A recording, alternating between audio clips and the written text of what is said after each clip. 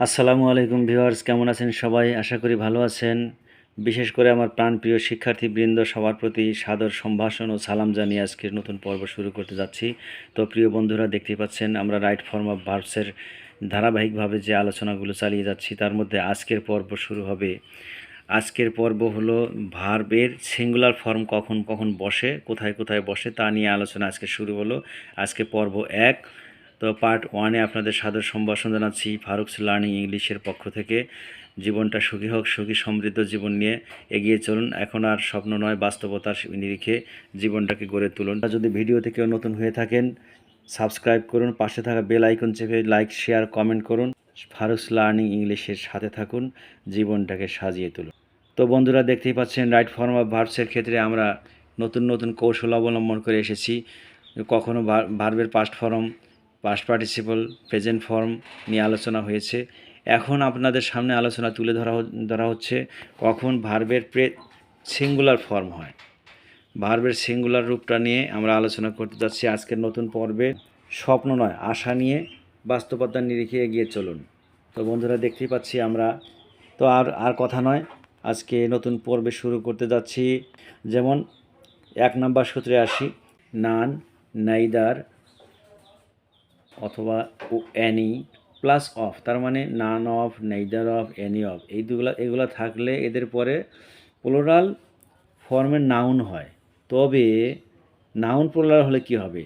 তবে ভার্বের ক্ষেত্রে কিন্তু কি হবে? সিঙ্গুলার হবে। ভার্বের ক্ষেত্রে কি হবে? সিঙ্গুলার। যেমন নান অফ দেম, এই যে নান অফ দেম, নান আছে প্লাস অফ আছে, তাহলে কী করতে হবে? নো আছে, নোজ করতে হবে, সিঙ্গুলার করতে হবে। আচ্ছা, আমরা আসি এখন neither of those pens. Neither, এই যে নেইদার আছে, অফ আছে, দোজ পেন্স বহু বচন, কিন্তু দেখলে কি হবে? কিন্তু ভার্বটা হবে সিঙ্গুলার, কারণ যতগুলো কলম আছে তাদের মধ্যে একটি, এরকম ভাব বোঝাচ্ছে।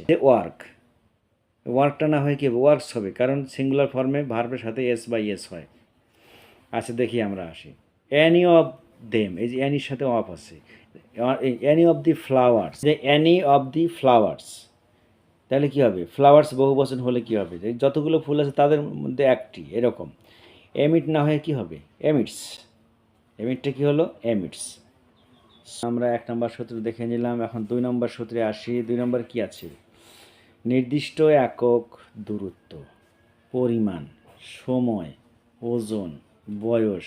তার মানে নির্দিষ্ট দূরত্ব, নির্দিষ্ট একক, নির্দিষ্ট পরিমাণ, নির্দিষ্ট সময়, নির্দিষ্ট ওজন বোঝাতে যত বেশি হোক না কেন, বয়স বোঝাতে যত বেশি হোক না কেন সেটা একক হতে হবে।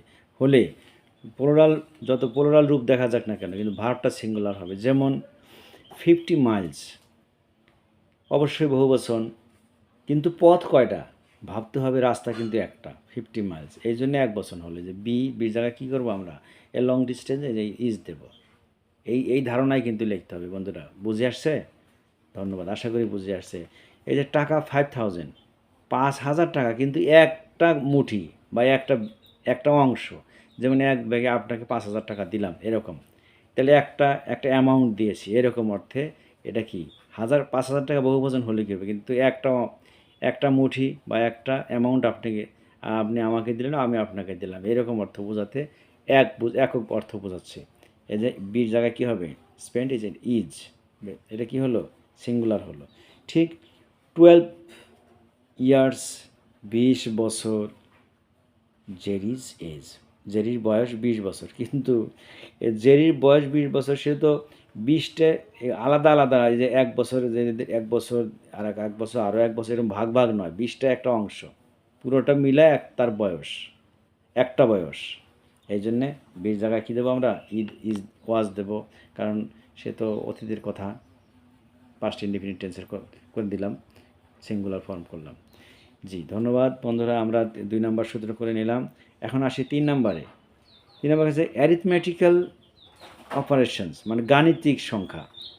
অ্যারিথমেটিক্যাল অপারেশনস, গাণিতিক সংখ্যার ক্ষেত্রে কী হবে? ভার্বটা কী হয়? সিঙ্গুলার হয়। যেমন 2 + 2, এই যে 2 আর 2, অবশ্যই বহুবচন, একটা দুইটা এরকম। আসলে 2 আর 2 কত হয় সেটাই বড় কথা।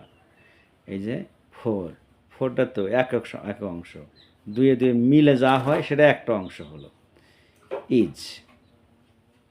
তারপরে কি টু টাইমস, দুই সময়, টু টাইমস টু কি হলো, এই যে ফোর, ইজ হলো, সিঙ্গুলার করলাম।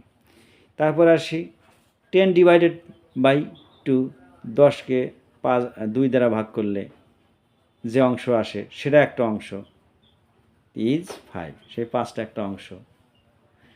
জি বন্ধুরা, চমৎকারভাবে আমরা আজকে এই সিঙ্গুলার ফর্ম, আমরা রাইট ফর্ম ভার্বসের ক্ষেত্রে আমরা ধারাবাহিকভাবে সুন্দর ঠান্ডা মাথায় যে সূত্রগুলো করে নিচ্ছি।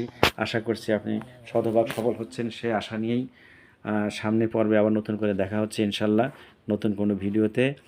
সে পর্যন্ত ভালো থাকুন, সুস্থ থাকুন, দোয়া করছি, আমার জন্য দোয়া করবেন। আসসালামু আলাইকুম।